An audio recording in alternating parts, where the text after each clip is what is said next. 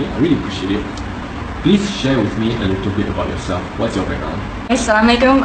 My name is Aliza, and I am a revert of 4 years. Before this, I'm American, by the way, if you can't tell.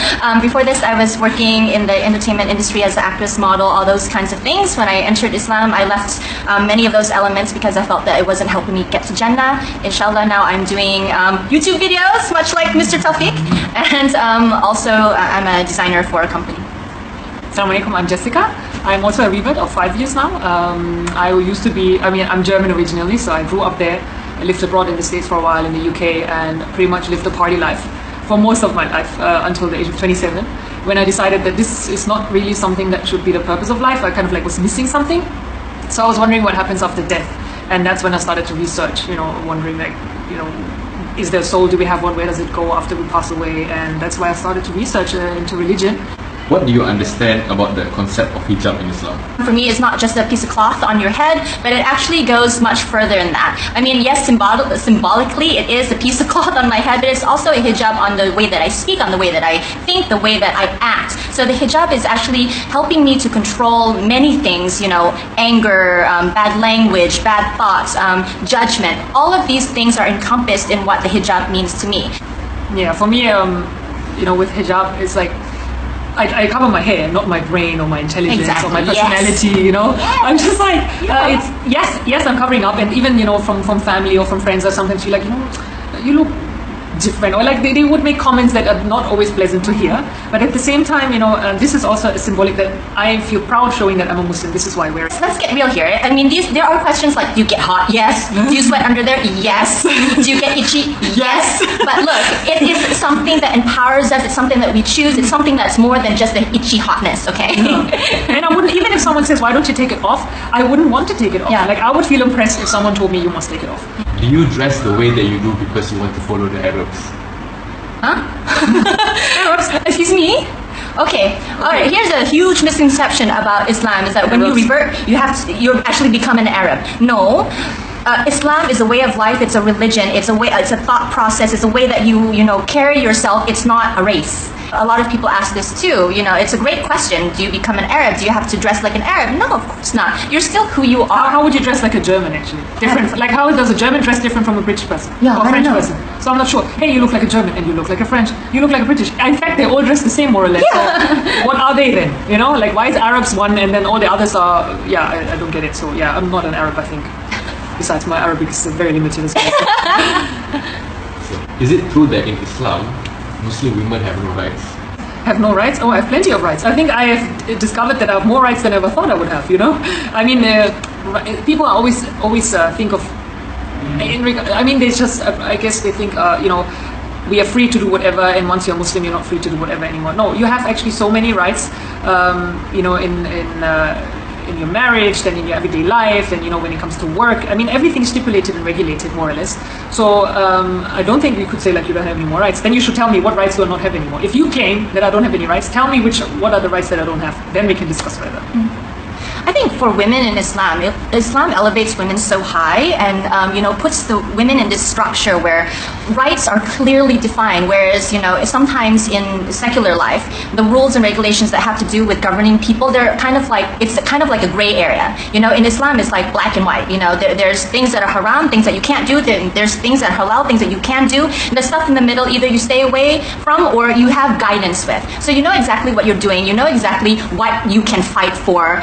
You know exactly what your rights are. Whereas when I felt like when I wasn't a Muslim, I didn't know. Is this right? Is this wrong? I'm not sure. But here, I know exactly what I'm doing. I know what is going to get me to Jannah. I know what I shouldn't be doing because I'm told. I know what I should be doing to get more deeds. Alhamdulillah, I feel like, just like Jessica, I feel like my rights have been defined in a way that I'm actually more empowered, more confident because I know what I'm doing and I know what I stand for. Yeah. So it's almost it depends on how you look at it. It's more like a redefining, I think.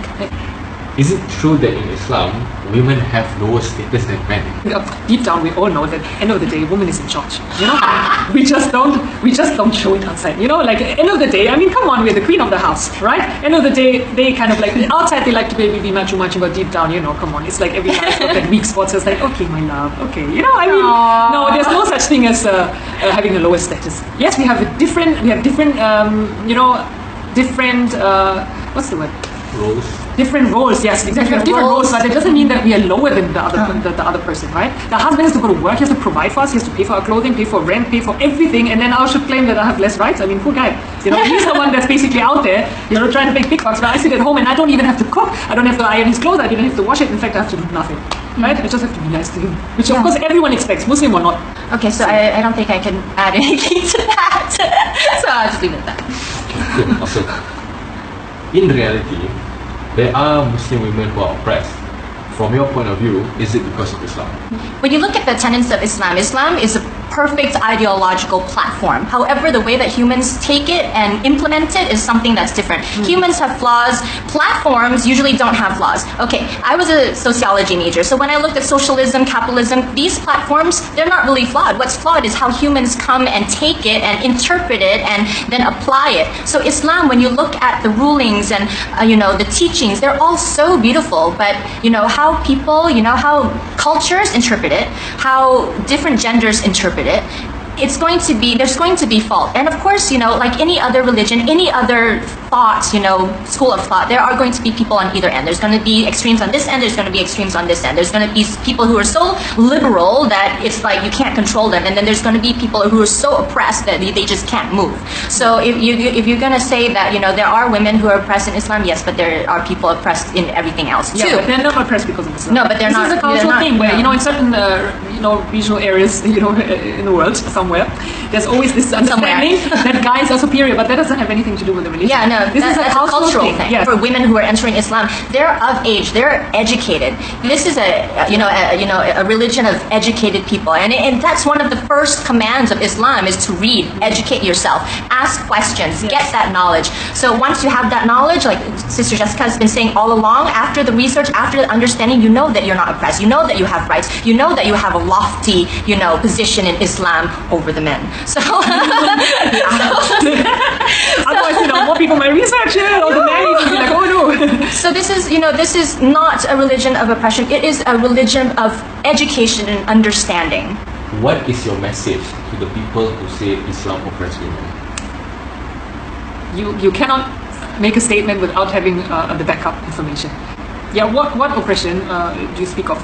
And firstly, I thought the same when I first started to read about Islam, because I thought, guys can marry 4 wives, and at the same time, it's a forced marriage, the woman has no say, she must just marry whoever the family decides. Basically, pretty much what everyone else comes up with too, like the standard anti-Islamic, phrases. So once you start reading, you actually find out, no, it's not like that. So if you really believe that there's an issue, please research first. Yeah. Don't tell me I'm oppressed unless you have, unless you have read the Quran. Don't tell me, I don't know, all these claims that you always make, please research first, then we can discuss. When you come out with these claims of oppression, where did you hear those stories from? Who did you hear from, and who did they hear from? Media.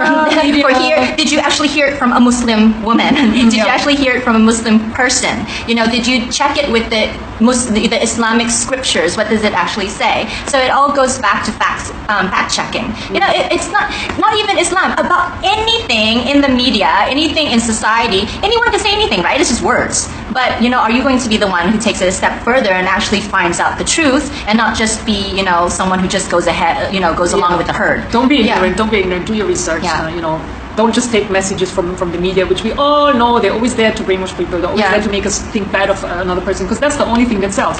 That's what people want to watch.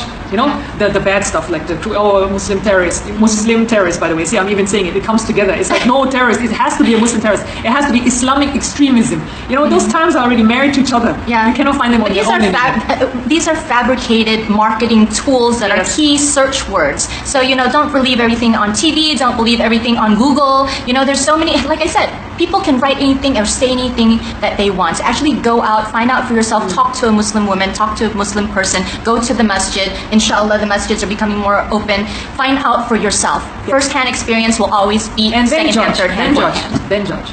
Only then judge. Muslims of the past, I feel, were quite shy, and they were the type that they just, they would just smile at you and be very nice. But I think now Muslims are becoming more vocal. They're becoming more open to having conversations. So I would say if you are even a born Muslim or not yet Muslim who has questions, just come and ask. Just come and talk. Actually open your heart to us, because after you open your heart to us, I think that all of our hearts will be just flooding out towards everybody, wanting to share, wanting to just discuss. I think everybody wants the same thing in this world, is just to live in harmony and have peace, and have families that love each other and go to a place that is inshallah better than this world. So we have this commonality, and we have this common human family. So why not just reach out to each other instead of assuming? Just come, be our friends. We are absolutely open. We're open, right? Yes. We're absolutely open to being, friends and having a conversation. Please come and ask us before you believe in something else. Find it from the source. Find it from the source, and we all want the best for each other, and we all want to make it to paradise. And God has said himself that the only way to paradise is to obey him and to follow his commands and to pray and to worship only him and no other deity. So that's why we all do what we do. We believe in Islam. We believe that this is the way to paradise. So we can only invite you. We can only invite you, and it's your choice to do the research and to join this religion, to become a Muslim, or to leave it. This is totally up to you. No one's being forced. We weren't forced. We did it also out of our free will. But it's still our message to, still our duty to convey the message, and we want to invite everyone to become a Muslim and to make it to Jannah together. Alhamdulillah. All right. That's really good.